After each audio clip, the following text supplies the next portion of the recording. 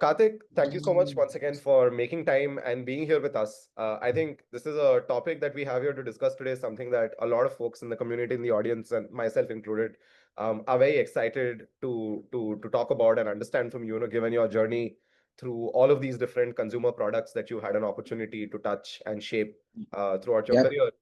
We've obviously taken our stab at letting people in the community know who you are and your background. But I think always helpful to start off with maybe a little bit of a quick introduction, what your journey has been like, how you got interested in product management, and then maybe we go ahead from there to understand things in a little bit more detail.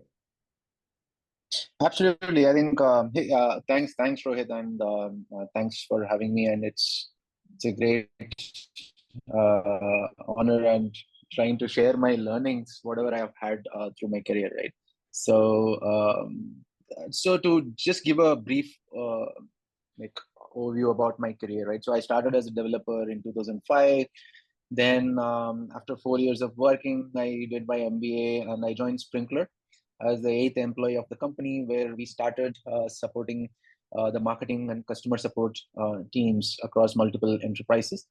Then I came to India in 2013 is when Flipkart was scaling. So I joined Flipkart and started setting up the seller listing experience team and the catalog product. So I was leading the entire customer experience and the seller experience side of things when it comes to catalog. And it was for like 3 4 years, crazy journey. Learned a lot through running big billion days and multiple category unlock, setting up marketplace.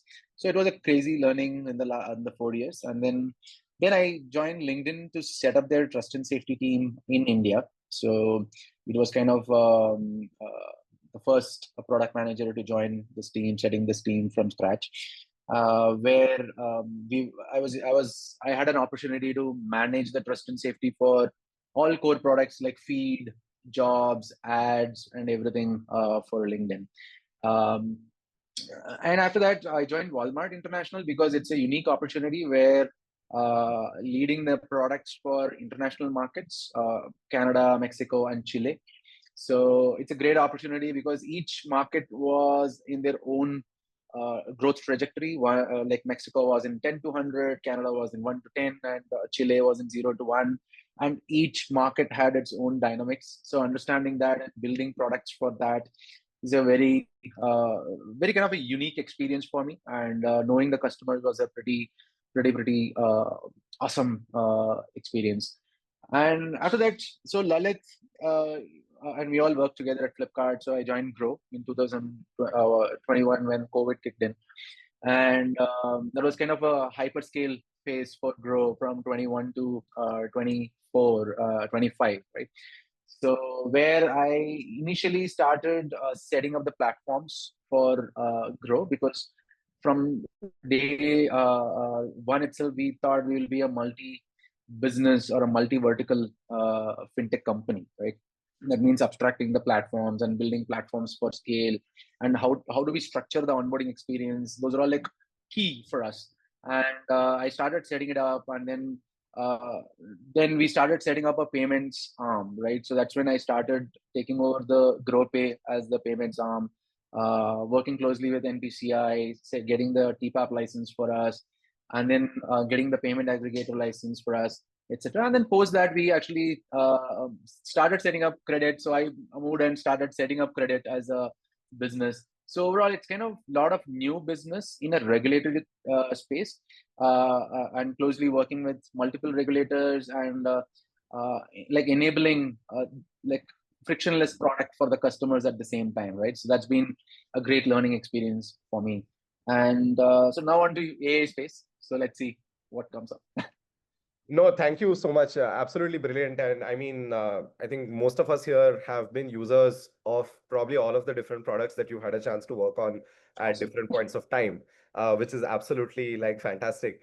And maybe, a good segue from what you were just mentioning before we get into some of the specifics, right? So I think from a specifics, there were a few areas that people wanted to understand. They want to understand, what makes a product go viral? How do some products have millions and millions of users? What is being done right from a product Mm. design perspective, from a decisioning perspective that allows that. Second, to understand a little bit about engagement, right? Like you were mentioning the entire onboarding journey, frictionless experience. How do you Yeah. deliver like a very engaging and like high quality customer experience through a digital product? And then, of course, since we are at Ops Matters, also a little bit understanding, being at some of these companies like Flipkart, with a strong supply chain execution behind it, at grow in a regulated environment where so much compliance and process has to be followed. How do you think about the role of operations in enabling, a bunch of different aspects of the consumer promise? But to start with, maybe one of the things that would be helpful to understand, when you think about these different products that you've had a chance to work with, right?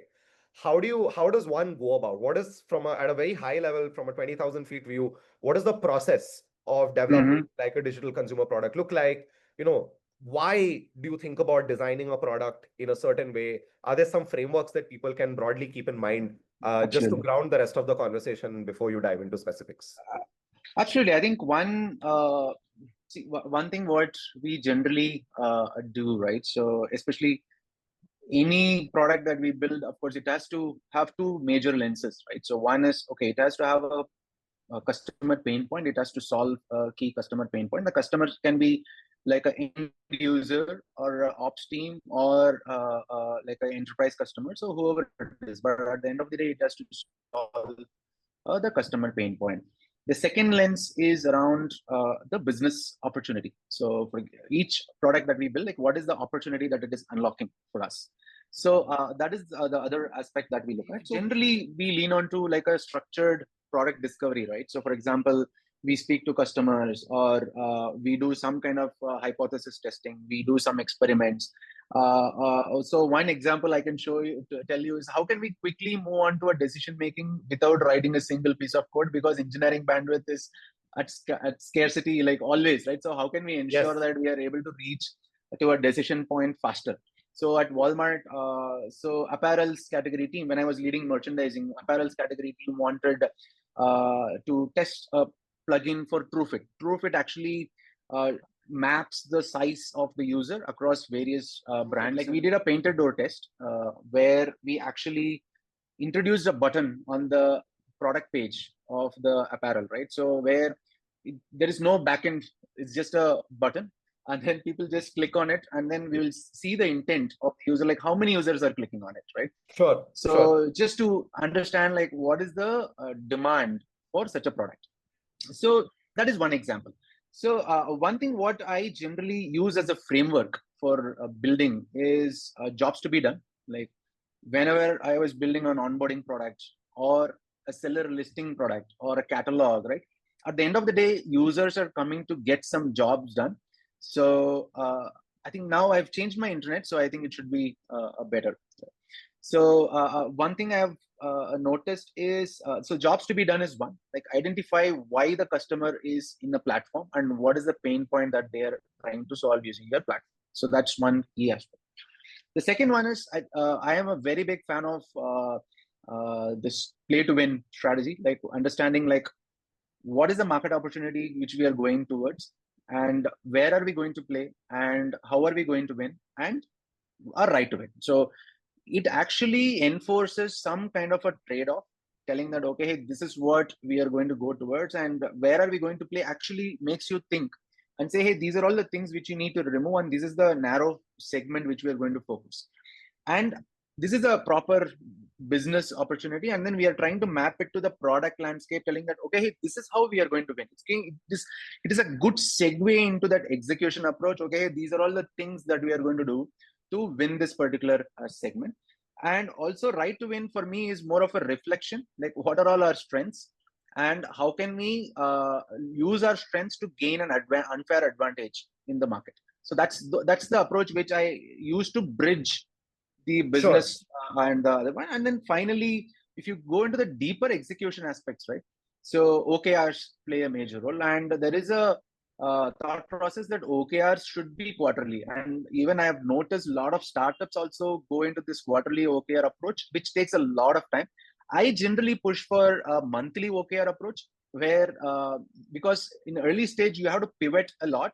So having that monthly thought process and a weekly quick check-in, right? It will reduce the time taken for structuring the OKR At the same time, it will give you the path to execute, okay, hey, this is where we are going, and we can make the decisions faster. So these are all some frameworks which I generally follow in order to identify why and quickly execute uh, towards that why. Got it. Understood.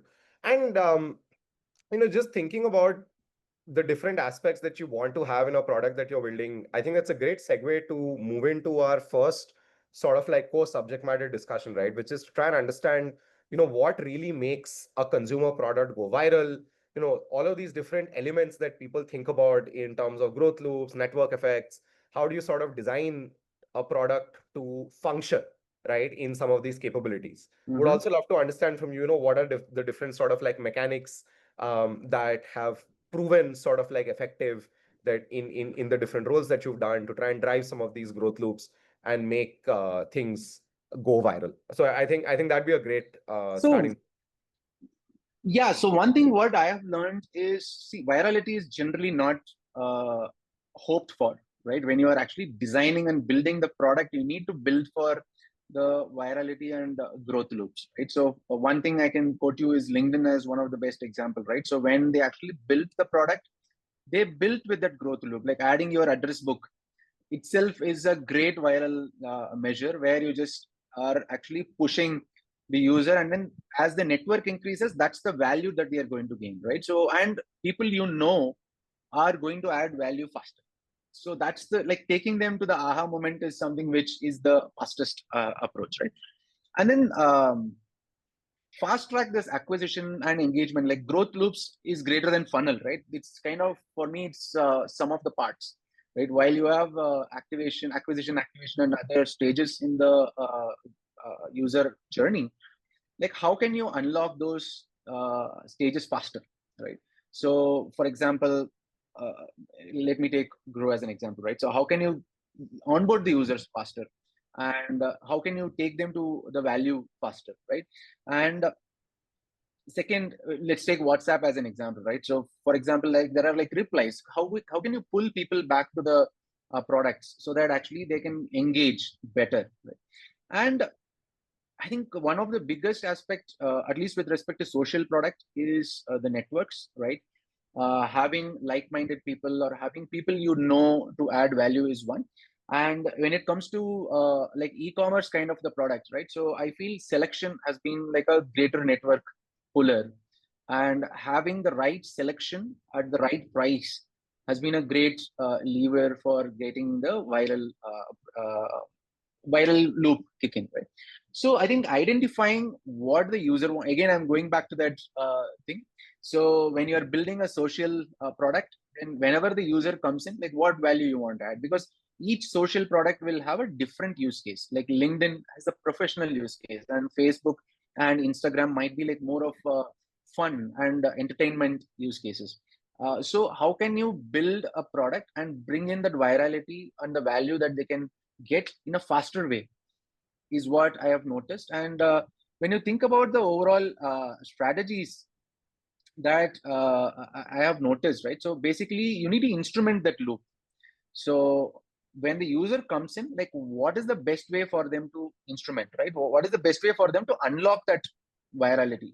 Like show that upfront so that people can take value over it, and then reduce the friction, right? As one thing you need to see is like what are all the data instrumentation, and tracking the data is very very important, especially when you're building a consumer product, and when people are thinking like growth PMs, right?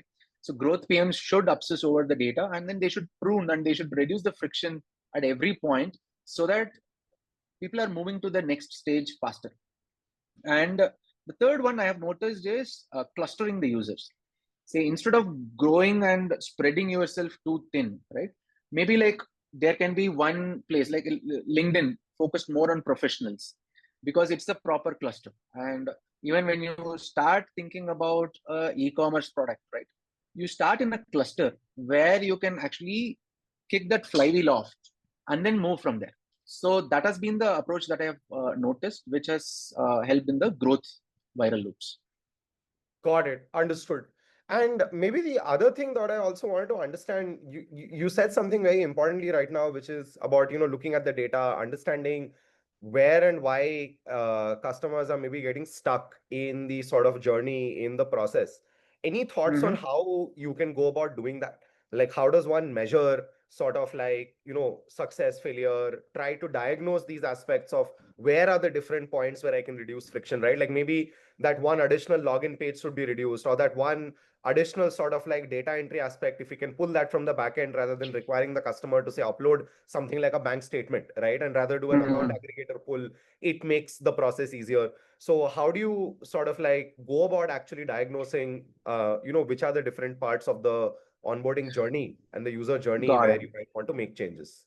So one thing, at least what we've done at Trove. So one, if we go from the theoretical aspect of it, right? There is this acquisition, activation, engagement, retention, and monetization funnel, right? So each funnel has its own approach and own metrics that we are tracking.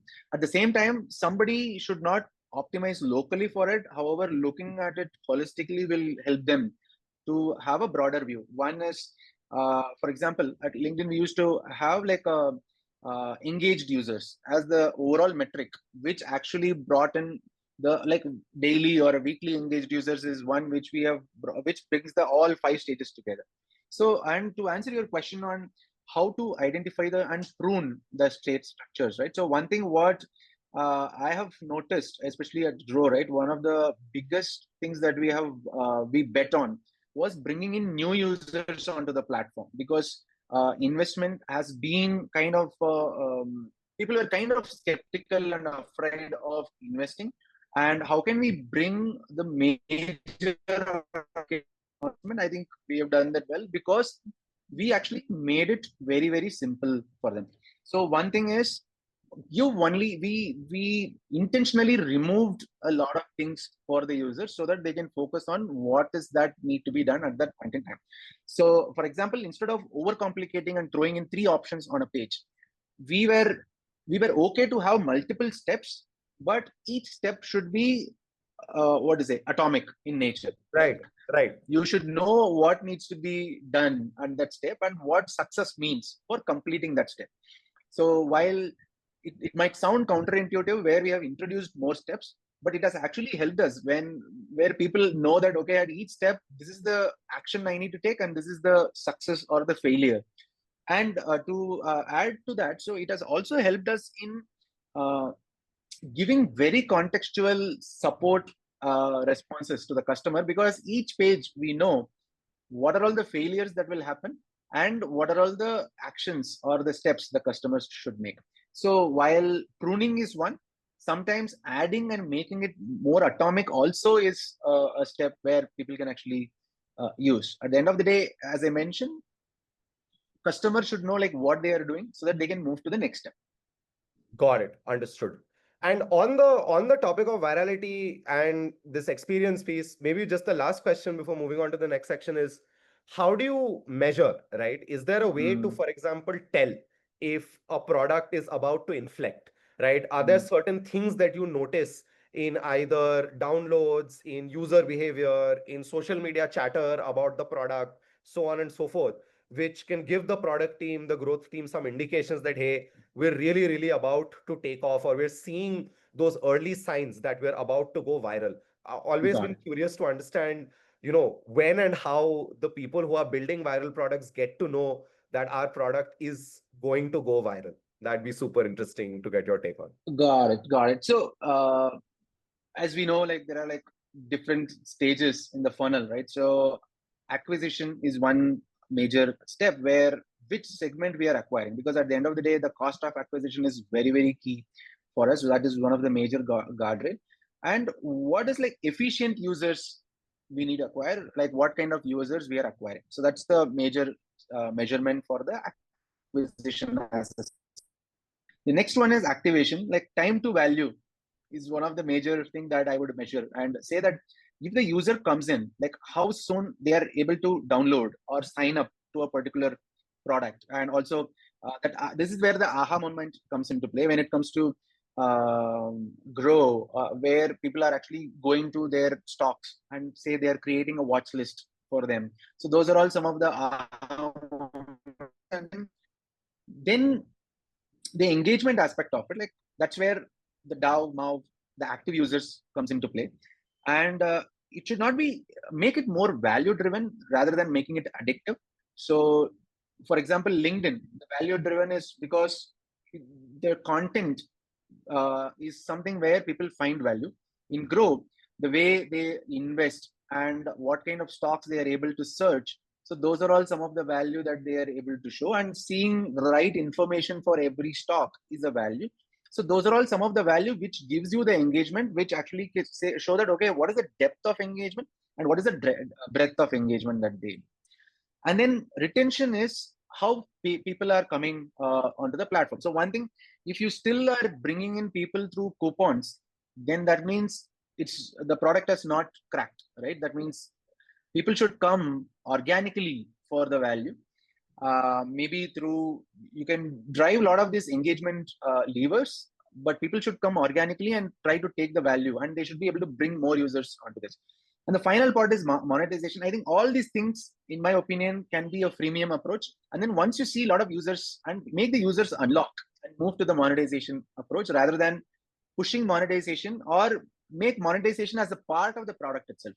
Like how Grow does it in the sense that, okay, there is no absolute monetization as such, right? So whenever you buy and sell, the transaction actually monetizes for them.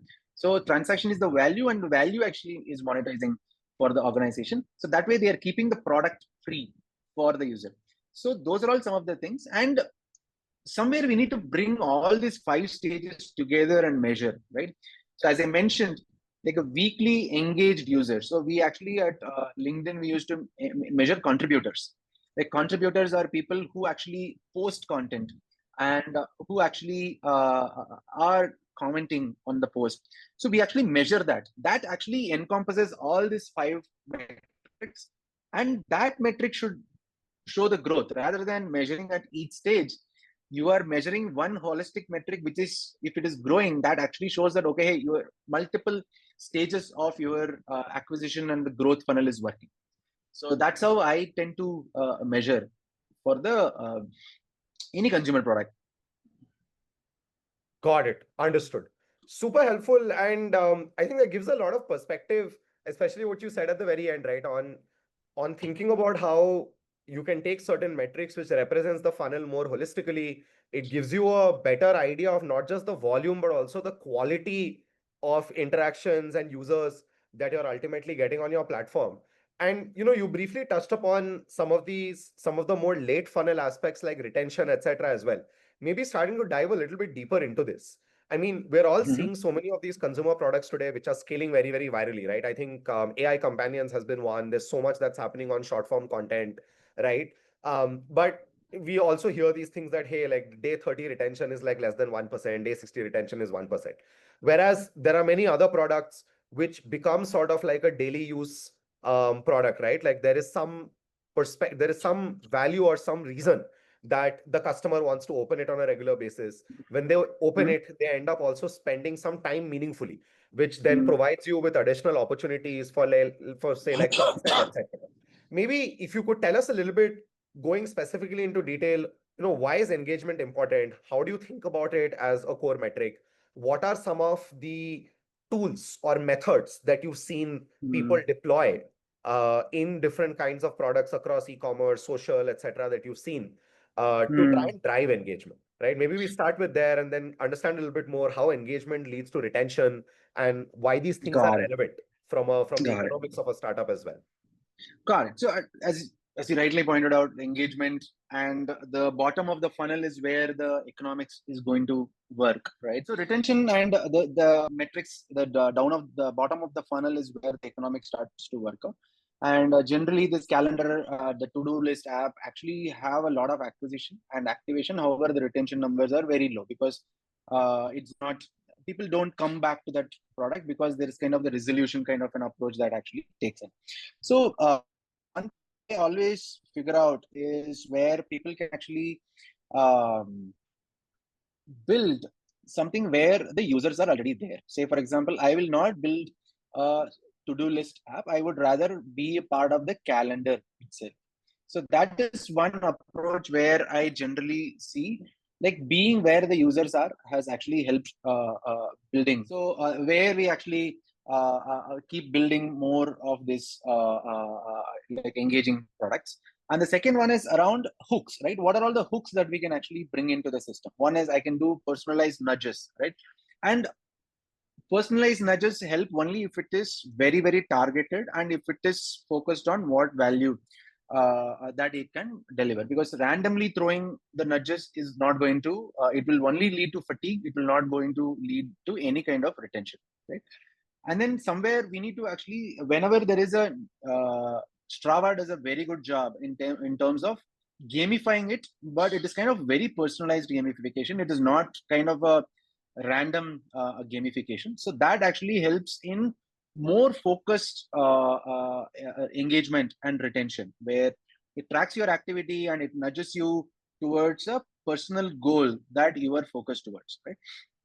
And then other thing what I have noticed is the contextual re-entries, right? So for example, there are a lot of these e-commerce apps which do these contextual re-entries because they engage via WhatsApp, etc. And then you can actually go to that particular page, which will give you that dopamine hit or kind of that incentive telling that, okay, hey, you can check out now, right?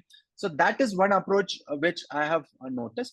And then value surprises. Why you see the shorts or reels or the social products are scaling? Because every time that they go into the product, they are seeing a surprise. Like there is something new that is coming in, which is giving them that kind of a kick. So that those things have actually worked. However, there are a lot of these static products, right? And if I am not going to use it on a as a part of my day-to-day work, right? I think those products tend to lose their shine in a very, very short time. For example, we need to actually track that, okay, where the users are dropping. Say, if the engagement is dropping after during the onboarding flow itself, then that is one check which we need to say that, okay, these are all the friction points which I need to remove. And when it comes to the engagement to the notification ratio, that means there is a fatigue that is kicking in. Okay, I'm throwing in a lot of notifications and people are not engaged. And then we need to break down into segments. Okay, which segment I'm seeing a lot of churn, which segment I need to actually activate. Because there might be some product where it might sound very professional, but the younger audience might be moving out of this product. But the lifetime value will take a dip because you're losing younger audience who might give you a longer lifetime value. So that's kind of the other one, which so basically you need to have a deep drop off analysis and notification analysis and cohort analysis done, so that you can understand where it is, so that then we can actually start thinking about deeper product and deeper optimization for that particular cohort and segments. So I can give you one example. So what we have done for at LinkedIn itself, right? Especially on the feed. So one thing that you generally notice, earlier it used to be just like one share box and all those things, right? One share box where people will post and then comments, right? And then there was only like. So one is, I think, Facebook and all those companies also have started reactions, right? So what we Right. have noticed is in comments, people just share at the end of the day their emotions and reactions, right? So we just made that as a part of the emojis itself. Right. So Right. that actually, if you see, instead of people typing it reduced the friction. It actually brought them onto the comment itself. And from the trust perspective, like, it reduced our work also, because if there is a post, then we need to run our entire trust stack. Now it's just a emoji, so we don't have to do anything. It's just user reaction, and we are restricting it at the top itself. So if you see, identifying, staying closer to the data and doing multiple cuts will help you where you need to intervene, and then build product for that. That will dictate what's the roadmap for that particular product. Got it. Understood. I think it's super helpful. Even the examples that you gave, right? Like just even thinking about some of these small things, like being able to either gamify a certain data entry or data review aspect, like with Strava, or these small nudges in terms of even the emojification of sort of like what people were already commenting, right? To make Hmm. it like very quick to deliver value to the user. I think all very interesting heuristic sort of principles to keep in mind, right? From an engagement, from a retention Absolutely. perspective. And a segue from here would be to try and understand when we think about all of this value that is important to you deliver to the user, right? One of it, I mean, a large aspect of this is obviously in the design of the product itself, which is very digital in its experience. But if we go a little bit, look below the hood, try and understand the role of operations, right, in Hmm. enabling this kind of like a good consumer experience for the product. What sort of role ops-led improvements can play in moving metrics around satisfaction, retention would be helpful to understand. So maybe you could give us a little bit of a picture first from your experience, how Hmm. you've seen ops play a role, and then maybe we can get into some of these aspects of how you think about customer support, how the digital and the physical world should intersect, Yeah. and a little bit around the process behind that. So yeah, absolutely. I think I'll talk from the uh, Flipkart and every company that I have worked with, right? One of the key areas, ops has played a key role in scaling the product. So even building this marketplace or like sellers used to submit via Excel initially. And there is a ops team which used to go through each and every product information, compare it with the image, so that the correctness and the completeness of the product information is there, so that it can go for listing. Right? Because one thing, we cannot ask a lot of information from the seller because it is a friction from the seller perspective. At the same time, we cannot give fewer information to the customer because it will Right. impact the buying decision. So how can we maintain that balance is very, very key. And the ops team, so initially we started setting up the it's kind of the ops led product development which we have done from that perspective. Then we slowly automated each of that so that we reduced and uh, optimized for the speed of listing. So then let me talk about LinkedIn, right? LinkedIn, when it comes to trust and safety, right? So you have a lot of post that's coming in, and we are building a lot of models, right? One is we need ops to train those models, and and also we need ops to identify new patterns of spam, low quality stuff that's coming from the feed, so that we can build newer models. And so that's a major ops led product development for us. And then when it comes to customer support and, for example, payments also, right?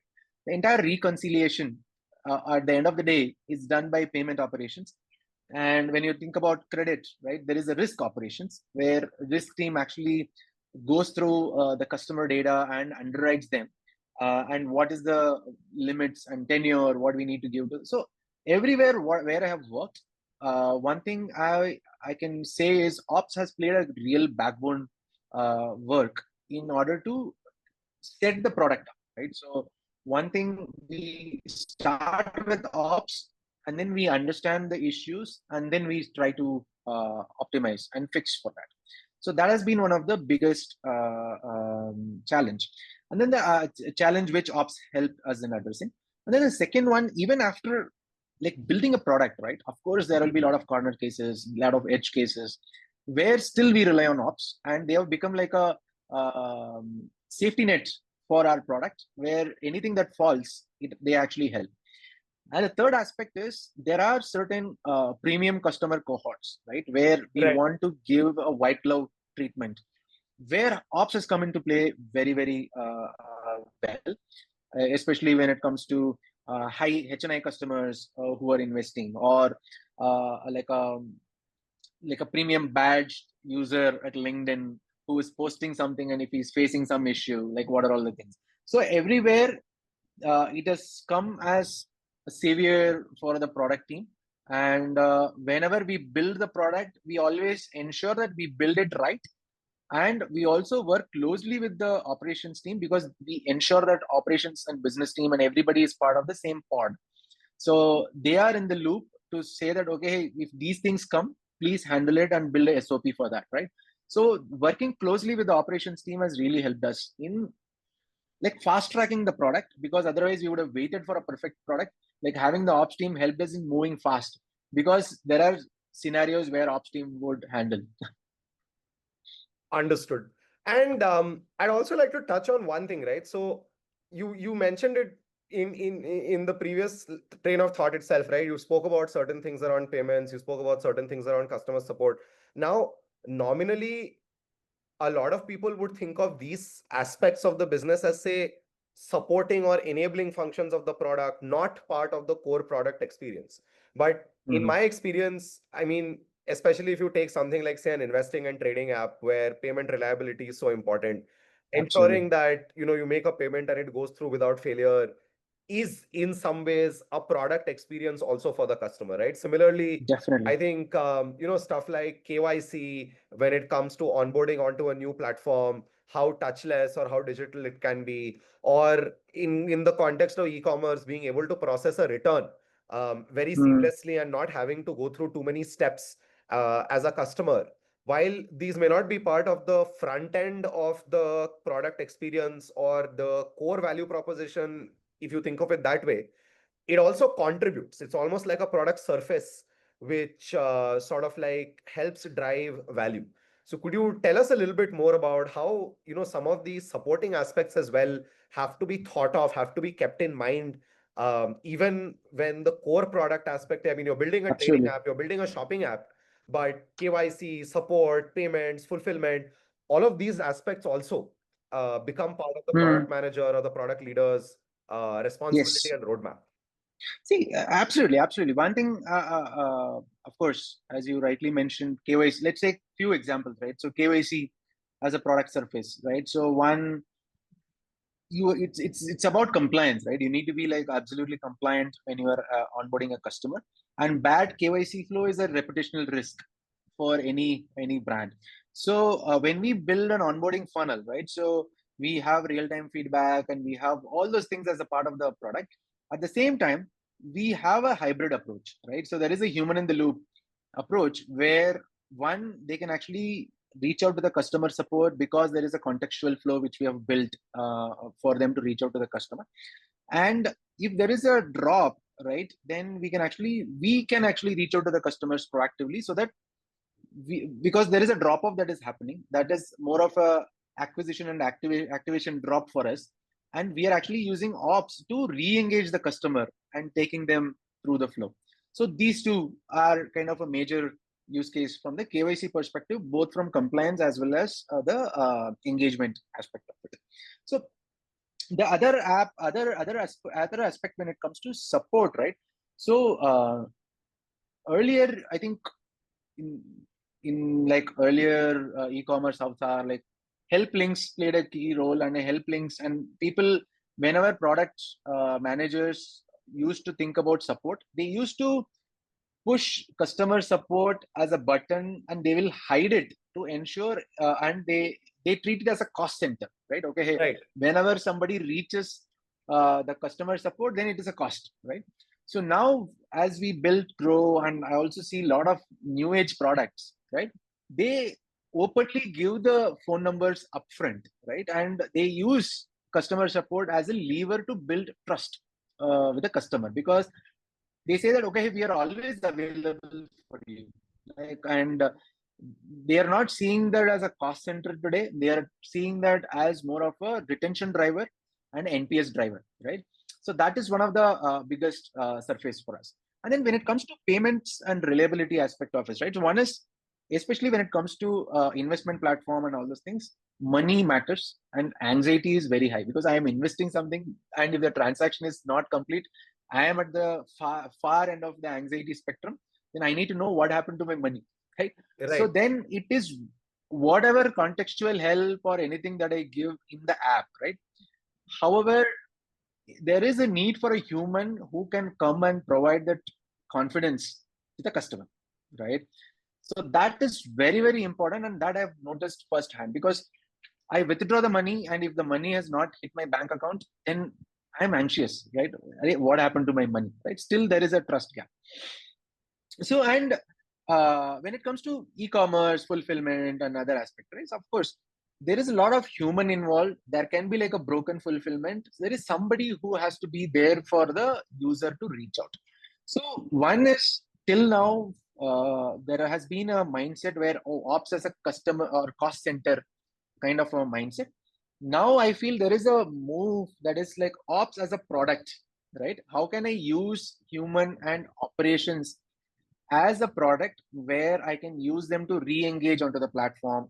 I can drive NPS. So we are closely actually keeping operational metrics on, also tying to the consumer metrics. Right. So more than a support role, now they are becoming like a main product role as well, where they are actually pushing the consumer metrics as well. So that's how I am seeing it, and that's how I see uh, overall operations as playing a role in terms of CSAT and resolution and all those things, and improving the overall customer experience. Understood. Understood. No, I think these are absolutely brilliant examples. Really puts into context how to think about the role that ops plays from a product perspective. As we sort of get to the end of the session, maybe a couple of other things that would sort of love to understand. So you mentioned very briefly at the beginning of the call that post these sort of product journeys that you had today, you're spending some time working on things with AI. Wanted to ask, in this new age where people are building Hmm. AI native products or products with AI capabilities, what is different, what has changed, how are you finding that particular experience, and what do you see as some of the interesting learnings that you've had since you started exploring this part of product Got it. development? So one thing what at least I've noticed, right? So AI is good, AI is there, but I think it is only as good as it can augment the human at any given time, right? So, for example, where AI is not in a state where it can do a lot of work on its own, right? So that's one thing which is very clear. And the second aspect is, whenever you are driving something, like take it as closer to the human and hand it over to the human, right? So currently there are major use cases where I see AI play a big role is, okay, there is a lead qualification. Okay, I have like a millions of leads. My human is not able to call them. Like, how can AI help? So qualify those leads so that give only like qualified leads to the human so that the bottom of the funnel conversion is good and better. So that's one area. And there are like very frequently asked questions around like, where is my order, and others in the e-commerce sector where AI can play a role.